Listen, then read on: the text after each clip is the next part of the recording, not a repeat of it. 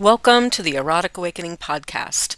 For this week's podcast, we have edited the class that we taught for a group last week on advanced polyamory, balancing new relationship energy, and mature relationship energy.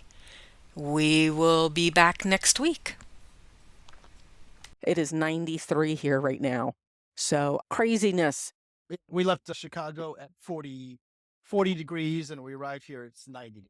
Exactly. Yay. But we are ready to go. So I am Dawn. And I'm a Dan. My pronouns are she, her, and Dan's are He, him. fabulous. And I just turned up my microphone, so you guys should be able to hear me a little better now. Awesome. That's kind of cool. So today is MRE, NRE, and MRE. So new relationship energy and mature relationship energy. And today is going to be a little different on how we have taught this before, because we are actually getting ready to, this RV will go on the market on Friday. Yep. And there's 3 of us that are going to be moving into an Airbnb because this RV is not big enough for 3 of us. So mature relationship here. Dan and I have been together for 25 years at this point. And his other partner, Sean, is coming in, and they've been long distance for 2 years. And she has been right around the corner from us for the last 5 months in a park model in the same RV park that we are in. Yep. So, yeah, we are coming off the road for the moment because 3 of us can't live here. We're going to stay a little steady in Yuma, Arizona during the heat of the summer, but we are also going to start traveling again. We just don't know what it looks like. Yep. So NRE and MRE, yes. And then in Chicago was with Dan's other partner who lives in Chicago. So, yeah, lots going on. And people often talk about, I'm having challenges with the new relationship energy or NRE, and how do I deal with that and how do I work with that? And I'm an existing relationship and suddenly he's all Twitter-pated about this new person, and it feels like they're getting all the energy, they're getting all the sex. Mhm. And a lot of times what you'll find with the new relationship is you're still in that blue cloud. Is that what it's called? Pink cloud. Pink cloud, yes. that pink cloud phase for a while. And that's a very real thing. I mean, I'll use Tracy as an example. Tracy is the Chicago girlfriend. When me and Tracy get together for a weekend, it's about eating good food and experiences and getting caught up on YouTube shorts that I want to show her and having intimate time together.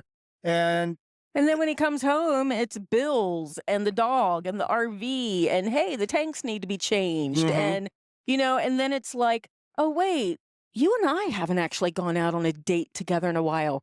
Can we go out on a date? That would be fun. There's fun things I want to do out there Mhm. as well, or you want to do. And then some date nights, we end up podcasting. So we have the Erotic Awakening Podcast. And with Dan floating back and forth between 2 houses at this moment, sometimes date night's the only night we have for podcasting. So we have to be really careful at remembering that we still need dates even after 25 years. And it's super funny. You may be familiar with our book, The Polyamory Toolkit, and suddenly, that's been great for the past 5-6 years.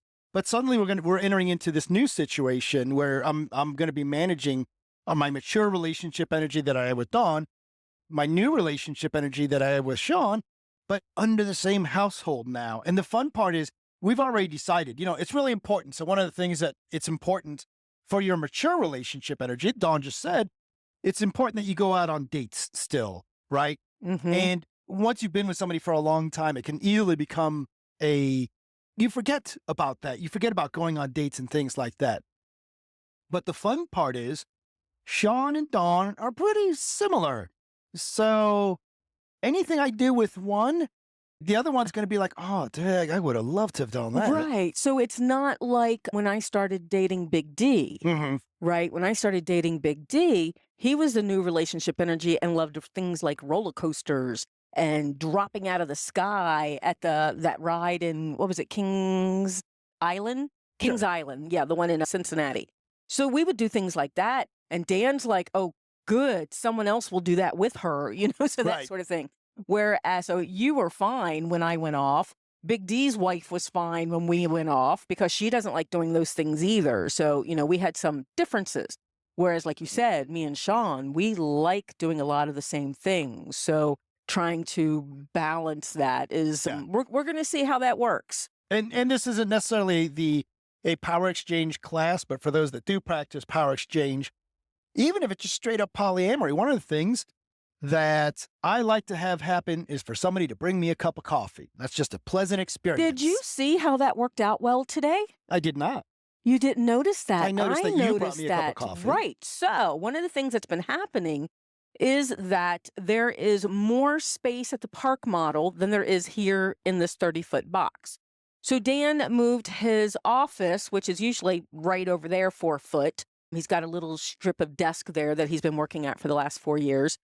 He's been going to the park model, which has more space for his office, which means he's there more of the time, which means that Sean gets to get his coffee more of the time and gets to do way more things for you now while I'm here working. Mm-hmm. Today, we drove back. Sean was here, and we came back from Chicago. We got to the park model. We all snuggled together in the same bed because she missed us. We missed her. Mm-hmm. And then while she was going out to the grill to get chicken, I fixed your coffee. I've not fixed your coffee in that park model in the last couple of months because Sean does that most of the time. Mm-hmm. And her and I have just started to learn how to flow back and forth and not take things personally. I have not been in the mode like I used to in the past of, oh my God, someone else is getting your coffee, but that's my job. That's what I like to do. And we've been able to make that work. And then today I was like, she's busy doing this thing. You need coffee after that trip. I'm going to get you coffee. Mm-hmm. I'm not going to make a big deal out of it. And then we'll see what happened. And it went fine. So that was really cool. And that's one of the ideas of, don't take things personally. When I have this one partner that's doing a thing for me and another partner wants to do the thing for me, it's not that I prefer the service from one person to another. It's not that I prefer being with one person over the other. You have to find that when you're balancing that new relationship and mature relationship energy, those partners have to be able to flow in and out of things. One of the things that your mature relationship has is stories. So we can sit around the table, the three of us. Yeah. And we'll tell story after story about the time this thing and the we as in me and you. Yeah. Because 25 years. Right. And we did this thing. And it's very easy for that new partner to feel like an outsider. And well, they are, in that regard, they are an outsider. They're outside of those stories that you're telling. The trick is, and this comes back to this idea of not taking things personally, but also the other tool here is being able to speak the unspeakable. Meaning that when we're sitting around the table, we have a policy that there's nothing we're not allowed to talk about. And if that brings up emotional states, then we deal with a unit with those emotional states. There are some things that we don't discuss at the table simply because it's rude or inappropriate. Like, I don't bring up I will mention that Dawn and I had sex. I don't bring up what position, how long, all that kind of jazz, right? Well, that's just something, unless it's a necessary conversation to have. Indeed. But I do want to throw out there that Dan and I, when we share our experiences and we're storytellers. So you're going to get a lot of stories from us and we're used to telling stories. With that in mind, keep in mind, everybody's poly is different. Just because we're talking about our poly being a certain way does not mean that is the right way to do it. So right now, Dan is going to be having 2 nesting partners. He actually has 2 nesting partners. Next week, we're going to all start cohabitating. We have done poly in many, many, many different forms over the years. We have lived with another one of your partners where the 3 of us got a house together. And you guys were together for 12 years. We lived together for 6 years. He has had other partners that have been long distance. I've had other partners. So we have all kinds of arrangements going on here. There's also parallel polyamory where let's say Dan had 2 partners, but us 2 partners don't really interact. We know about each other, but we don't really do things together, stuff like that. Parallel polyamory, that is perfectly acceptable as well. So just want to throw that out there. If you're doing polyamory different than what we're talking about with sitting at the table, sharing everything, Absolutely, or moving in yeah. together, if yours is different, that's perfectly fine. I just And you guys love know to that share that. we could go through just polyamory definitions for hours on end, and we're not going to, right? What we want you to do is hear some ideas, hear some tools, and say, that sounds valuable. Let's give it a shot. And if it works, then great. Start using it. So the 3 definitions we have done, no, we've only done 2. We did new relationship energy, NRE, mature relationship energy, MRE, polyamory, multiple loving relationships. 3 definitions. And a 4th one, nesting partners. And just to make we sure that did. we're all caught up, nesting partners, we're sharing something beyond the relationship, or what's a better way to put nesting partners? Nesting usually means living together. For us, there are 2 houses, but you are living with both of us, and we're combining finances, and we're combining bills, and the 3 of us are making relationship and financial decisions and moving forward decisions together. That's a great way to put it. So whereas when Big D hit the road, they just hit 4 years, him and his wife, so a couple days ago. So when Big D and his wife decided to become full-time RVers, I'm not a nesting partner. I don't get vote in that. You know, they keep me up to date. They let me know what's going on, but I don't get vote. That is their relationship.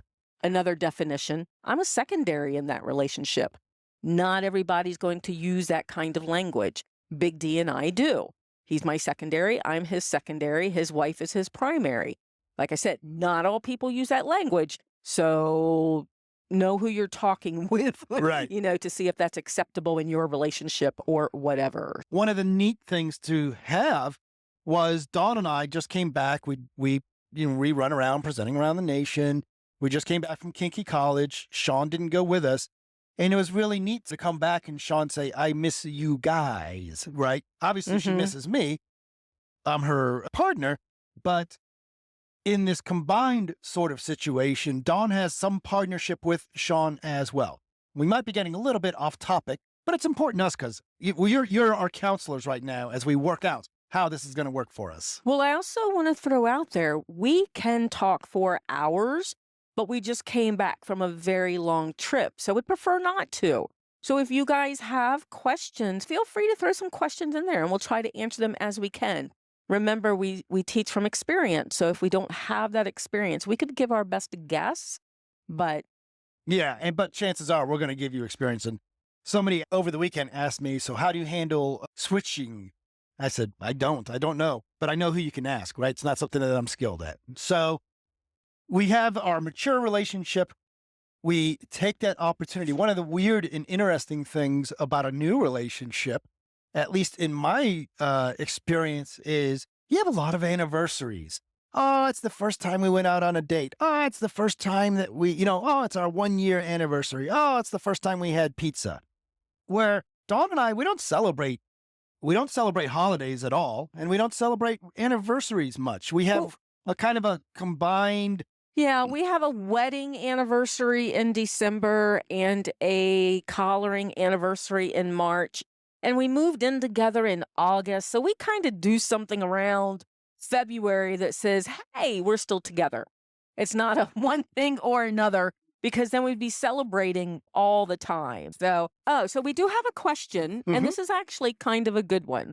Again, let us know if we start breaking up again. We've only got the 2 networks. We'll have to flip back and forth if needed. We're also on the Mexican border with a VPN running, so it can get kind of wanky. Anyway, so the question, hanky, wanky, something like that. Let's see.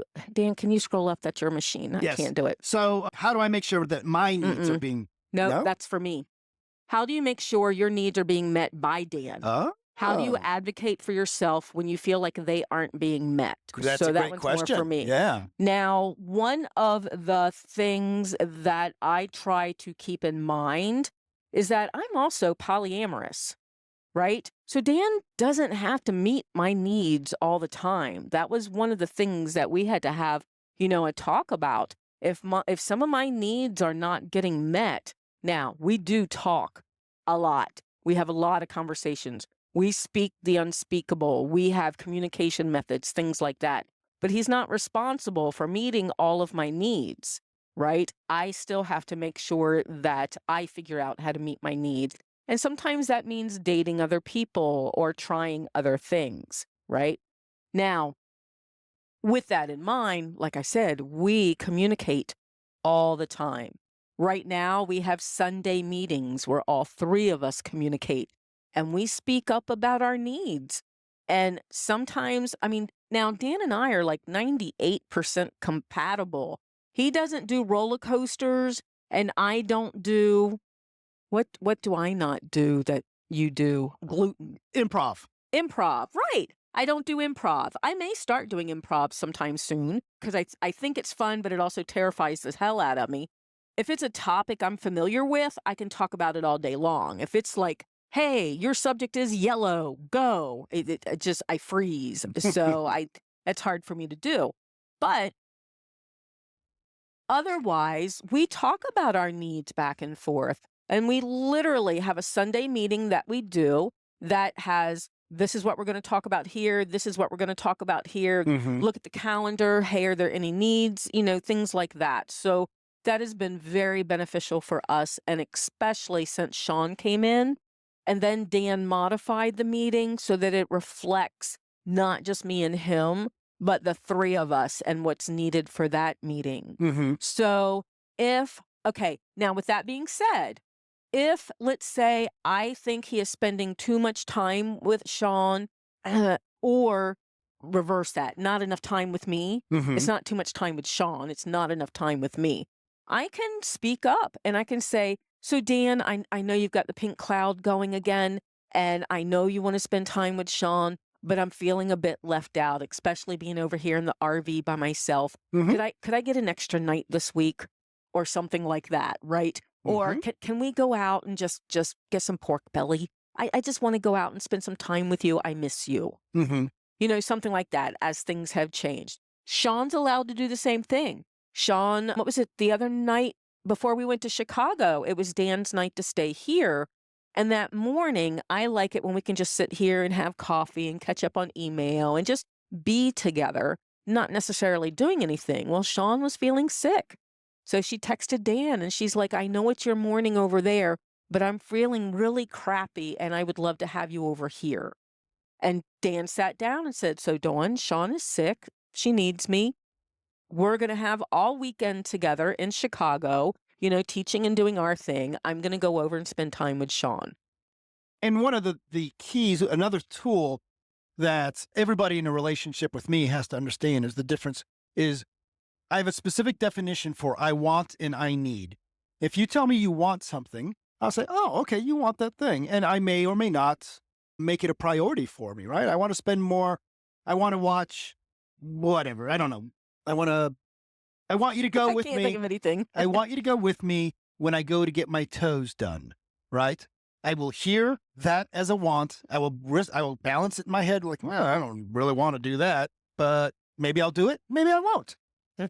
If Dawn says, I want you to spend the night with me tonight, then I'm going to look at everything and say, well, I haven't seen Sean for like 5 days. So I appreciate that you want that, but I'm going to spend the night over with Sean.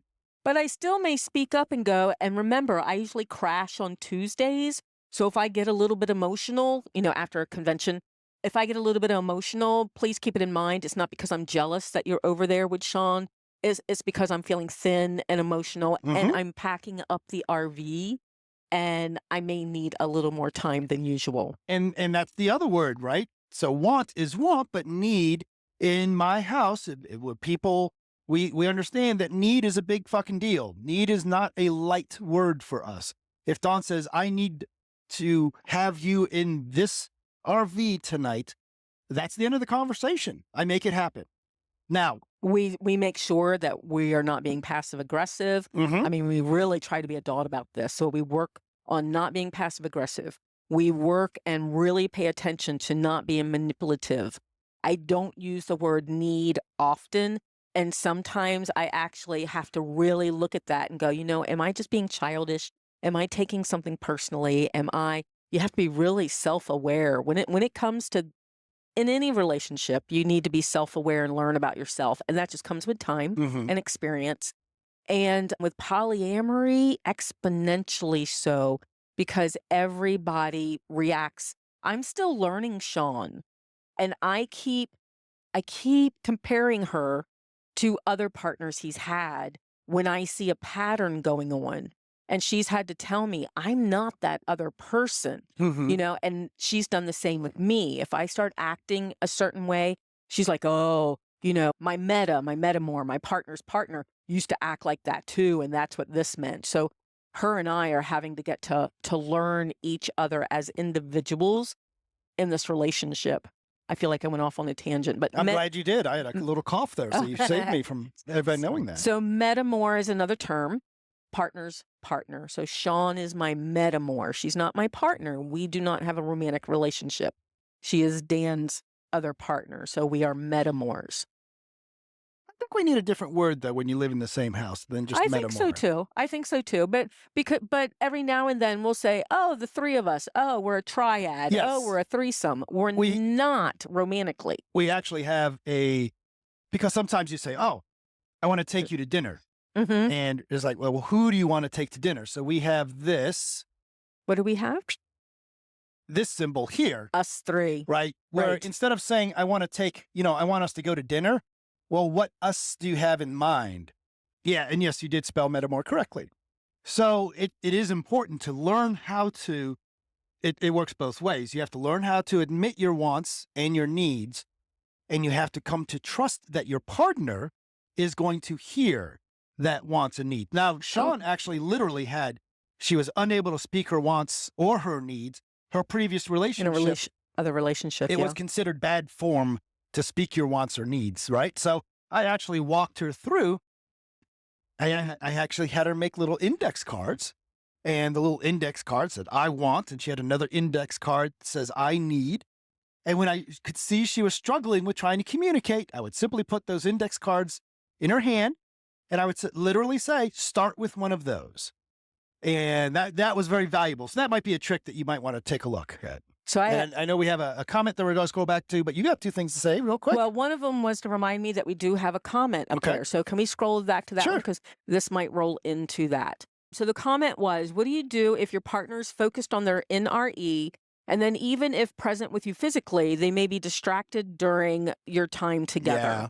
And I'm going to throw out there that for me, I will speak up. We know of another couple that's going through some stuff right now, and that is what is going on. One is the mature relationship. He's involved with the new relationship energy, and he is so involved with the NRE that he has put aside his mature relationship, and they are struggling right now, and it is specifically for that. Even when he, in this instance, even when he is with the mature relationship, he's on the phone with everybody else he's dating. He's not even present. It is causing them problems. We are watching from the outside, and there's only so much we can do when they come to us for help, right? We don't want to take sides. We can mention, hey, you are fucking up your mature relationship, and she's only going to deal with that for so long if she thinks you are constantly going to be nose deep in a new relationship. The person in the new relationship needs, if they want to keep, if this is truly polyamory and not serial monogamy. Serial monogamy is where you get rid of one person to date another person, and then you get rid of a person to date another person, right? Serial monogamy. If it is truly polyamory, you got to give energy to your mature relationship, or you are just going to be struggling all the time. He needs to put that phone down and give his MRE focus. And so that's one of the things that we do is we make it clear that date time is sacred time, right? Yeah. So that it works both ways. If Dawn and I are on date time, I let Sean know, hey, Dawn and I are on date time. I'll ping you later. And Sean knows, leave me the fuck alone. Now, right? Sean could, what we've kind of figured out is like, if you're with Sean, I could email you if I needed to, right? Because you're not going to be looking at that. Right. If it's an emergency, I could text you or call you. You would have But to call me, otherwise, right? I would have to call you because you're not checking your text messages. You Yep. put your phone down. Same with like what you tell Sean. If me and you are out on a date, Yep. I do the same thing. We put our phones down and we tell our other partners 2 hours or whatever it is, we're going to have focused time. Yeah. Another way you can address that as well, though, is to simply have a shorthand term that says, I actually want your attention. I'm sure that you guys, I assume other people are like this. Sometimes when Dawn's talking, it's just noise. It's just blah, blah, blah, blah, I'm blah. an external processor. All the words in my head fall out of my face. Yeah, I don't care what's going on Yellow Jackets, which is the current show. That I'm watching. I Yes. don't care what happened on Supernatural for the third time because she loves to come back and watch that over and over again. But I'm not a dick about it. What it means is that while she's talking about things like that, she doesn't need my full attention. Right. She's just sharing things. And it's okay for me to be looking at my phone or looking at my computer and making the noise, right? And I've actually learned recently that I'm like, hey, Dan, I actually need your attention Yes. right now. So as soon as you have a second, Yep. we need to have this because otherwise I'm an external processor. But we've also had to learn that you're an internal processor and I have to remember that you're not giving me the cold shoulder. Mm-hmm. You're just in your head doing your thing. So learn your partners and metamors communication styles. Yep. So having that shorthand term, whatever it is for you that says, when I use this shorthand term, it means I actually do want your attention, which means I don't want you to sit there and text your other partner or only give me half your attention. It's important for us to pay attention to each other as well. It's, again, one of the challenges, new relationship energy. I don't know why it is, but there's, when things are fresh, you sit there and whatever your partner is talking about, you're sitting there enraptured and, oh my, that's so fast. Because you're learning new things. Oh, you bought new toilet paper too? Oh my God, this is so fascinating. And you don't fall, that doesn't happen with your mature relationship energy. So it's important to be able to communicate and say, hey, no, this isn't one of those times where you can just ignore me. And the fun part of that is there's no reason you can't do that with your mature relationship energy as well. This is another tool. And, yes, we stole this from Ted Lasso, but be curious. Be curious. We are all of us are getting into that curious stage of, I wonder how this Airbnb is going to work out. And let's just kind of like go with the flow and be gentle with each other and gracious and see what happens. And as the existing partner, when this new partner comes in, one of the things you can do to help settle yourself, and Dawn mentioned this earlier, and Sean does this too, right? You have your own history of relationships that you come into. And when you have your history of relationships and then this partner does the thing, you go back and you refer to your history of relationships. Oh, when that happens, this is what happens then, right? So instead, you recognize this is a reality, but instead you simply change it to being curious and say, wow, Sean just called me a nincompoop. What the fuck does that mean? I mean, is she really mad at me or has she been watching some old timey TV show? Nincompoop. I'm going to run that by her later. Yeah, I don't think she's ever called. I don't know that any. She would use that language. I think Mr. Burns is the only person I've ever heard say that. Nincompoop. Yeah. So another question. How do you reignite? This one actually cuts a little close to home. Yes. How do you reignite that intimacy with your MRE when the NRE is meeting your intimate needs more? Yeah. That Super challenging situation, right? Part of it is I expect Dawn to continue to date, right? And to find her intimate. There's a couple different ways, and I don't want you to hear one part of it and say that's the answer. Part one. Dawn's responsible for Dawn's needs, right? So if she's like, man, I'm not getting enough dick at home, well, go find some more dick. Go do some more searching. We use naughty language. Yeah. It's an adult class. Unfortunately, Dawn's terrible at dating. And hey, no, I'm not terrible at dating. I'm picky at dating. If I dated every dick pic that came my way, I would not have time for anything else. I like my way better because it implies You're a that guy. I am completely not picky and You're I'll a date guy. anything that shows the slightest interest in me. Mm-hmm. Yeah, that's true. Okay, and We'll let's talk move about on. that later. So that's part one. Part two is You have to be able to speak up and Absolutely. say, I'm horny for you. I Mhm. would like more intimacy. Now, one of the challenges that Dawn and I have, because it's a mature relationship, I want to know, what are you horny for specifically? Do you just want to fuck?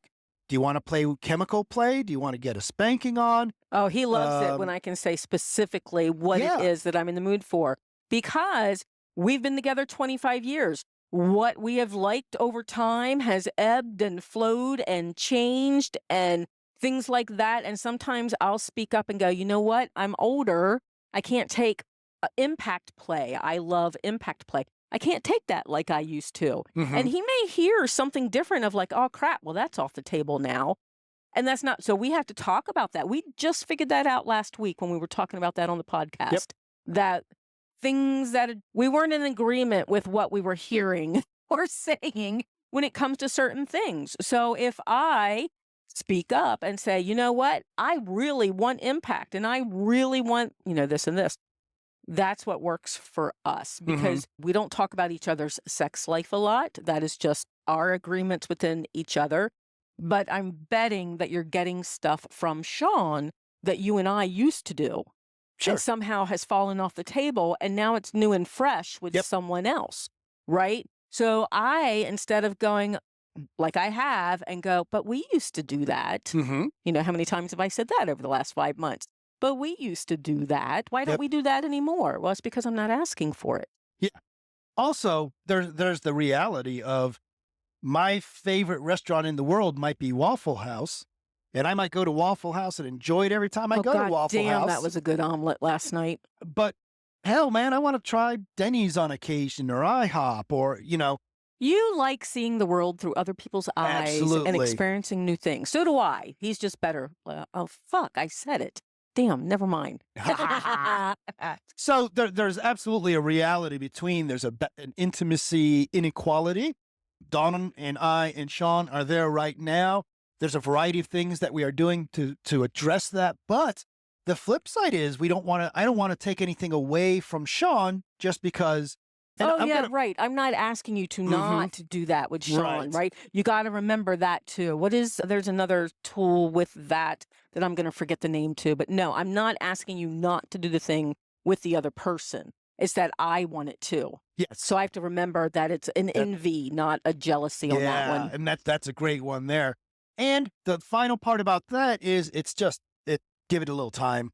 Yeah, the new and fresh is new and fresh right now. Well, a little bit of time goes by, it's not going to be anymore. No, and it's going to And- take work. And yeah. And then we slowly remember that, oh, right.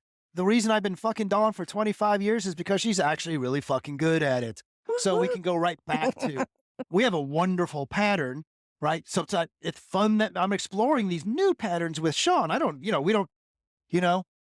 know what she's going to pull out of a toy bag on a kid. That's not true, by the way. I have limits. Now, it may well be that you do not have that opportunity to find outside partners for a variety of reasons. And that's real too.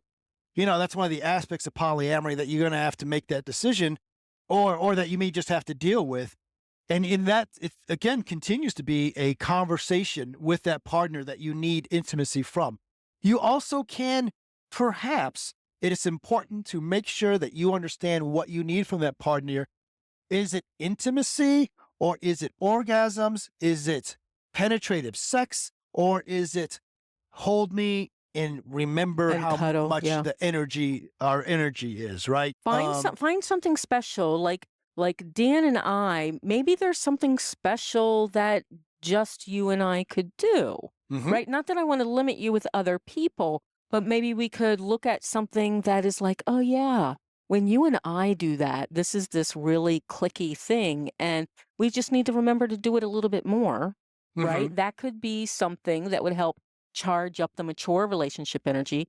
But we also decided when we were talking on the podcast about this last week, we also decided we're going to use our kink starter cards more Mhm. because not only do we know what each other likes, we know it really, really well, which means a quickie can be a quickie because we know exactly what buttons to push, exactly where to touch, exactly what to say, and bam, we can have that intense moment. Mhm. But sometimes that means we're doing the same thing over and over again, right? And you're doing new things with new people because you're learning them. Mm-hmm. So we forget to do new things with each other. So we have this deck of kink starter cards that has all these different scenes on it, all these different ideas, and we can draw random scenes, random play sessions, and see what it is that we want to do that's creative. Absolutely.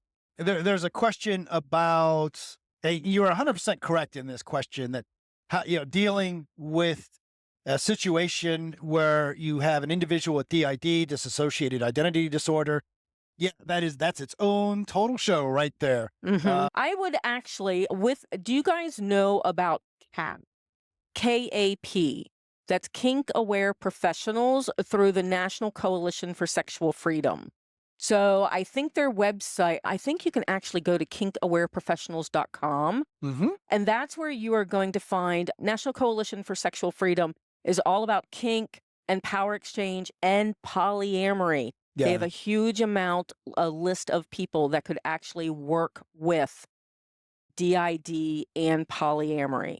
So yeah, it's KAP, kink, even though it has kink in the title, it is also polyamory. So Kink Aware Professionals through National Coalition for Sexual Freedom. Yep.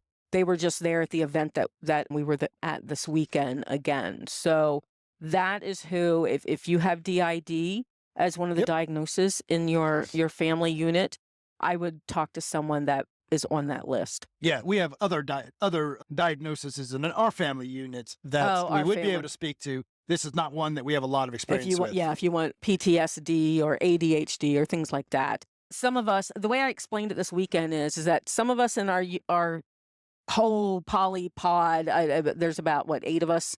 Maybe 1, 2, 3, 4, 5, 6. Anyway, there's a bunch of us in our pod. A lot of different labels, some diagnoses, some misdiagnoses, some guesses. And I just say I have a dawn brain. And my dawn brain is a little bit different than other people's brains. So she's not lying about that. I don't need diagnoses to say that my brain is a little different than other people's. So I'm grooving through these notes. I feel like we hit everything in here. We talked about a variety of aspects and again, now's your time to ask questions. Yep. So at this point, we're going to open the floor to any questions that you might have, and then we'll wrap this puppy up.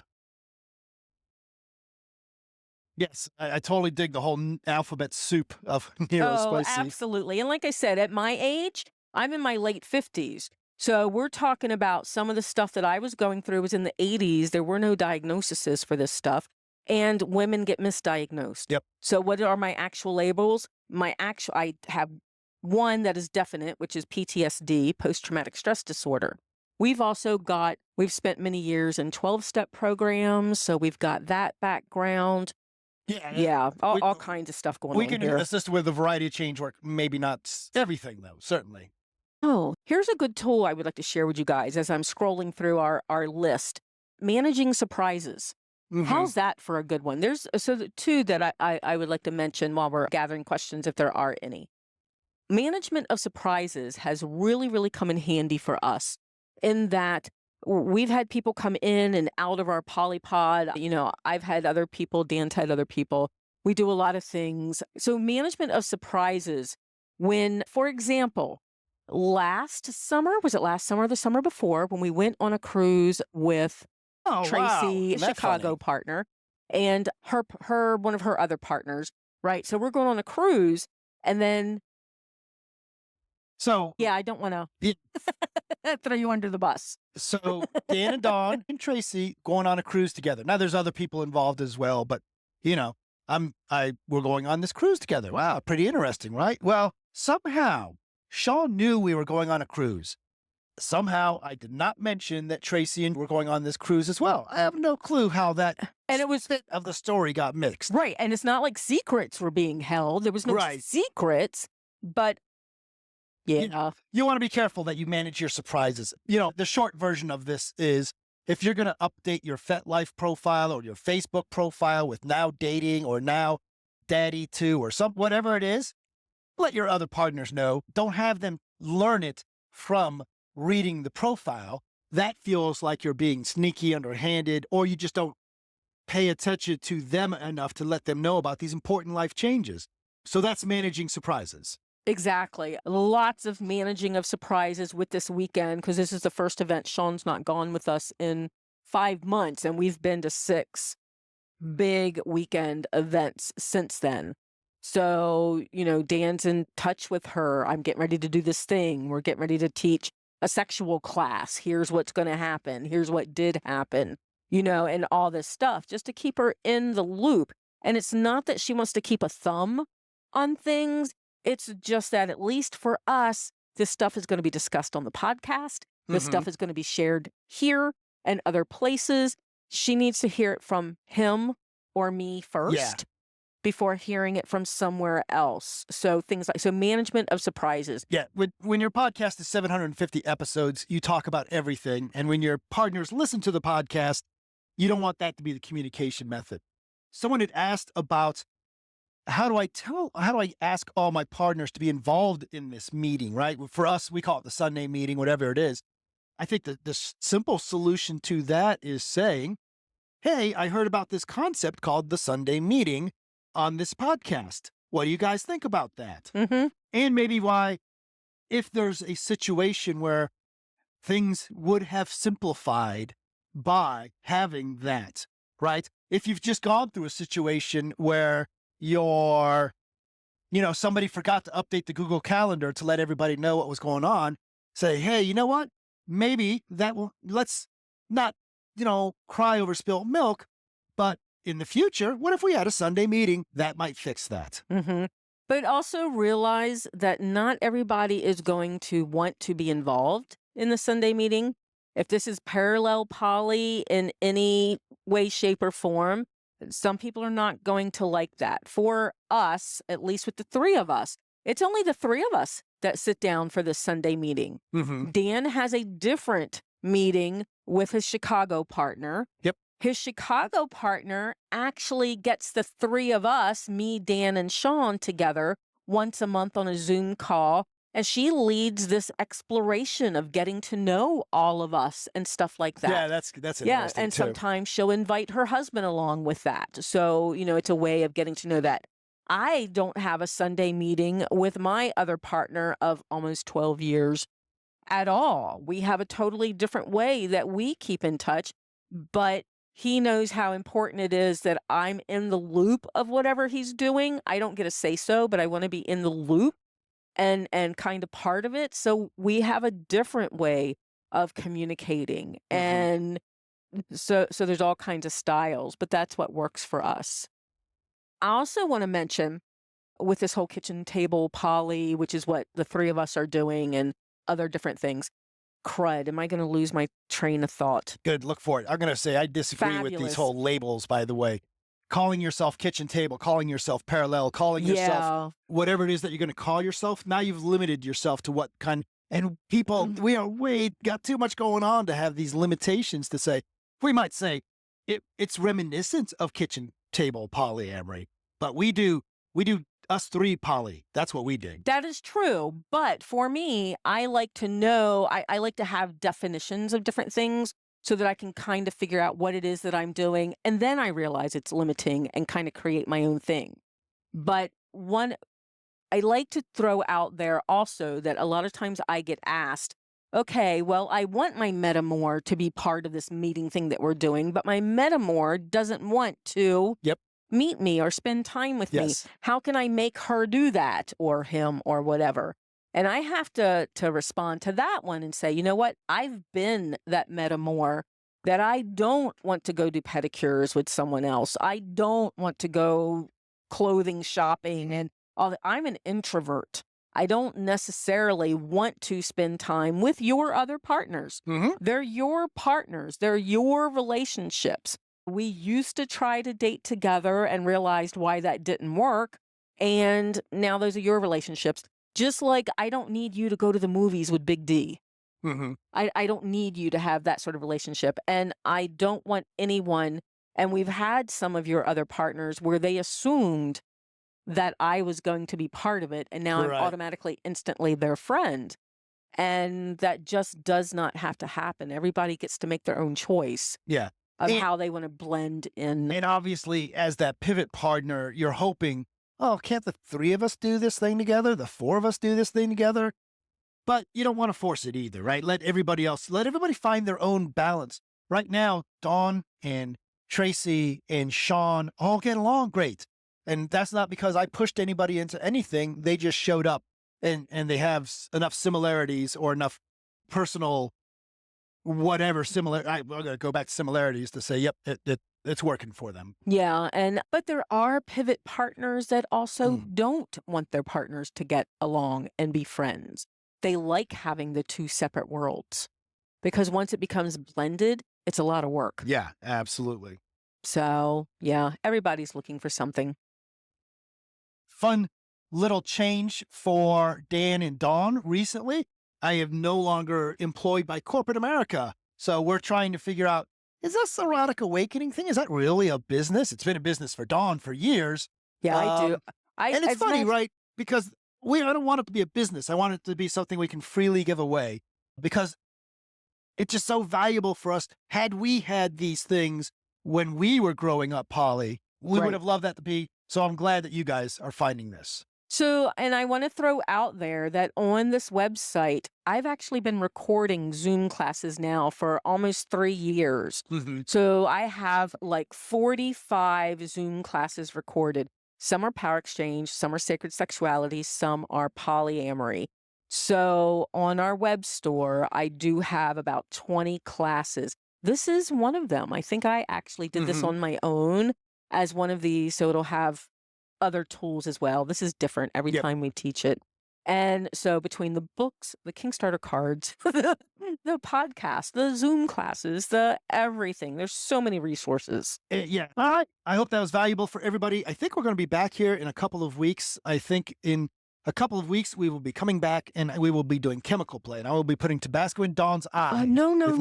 But maybe that what we're doing? No, but ginger juice. We need to get the thingies and the thingies if we're going to do that. I'm totally making that up. That is not what we are doing. Oh, what are we doing? I'm going to go put Tabasco in your eye. That would be a little. I don't want that. I want ginger juice in other places. We know where she wants that ginger juice. All right, good deal. Thanks, everybody. Appreciate your time and attention. We need to go spend time with Sean.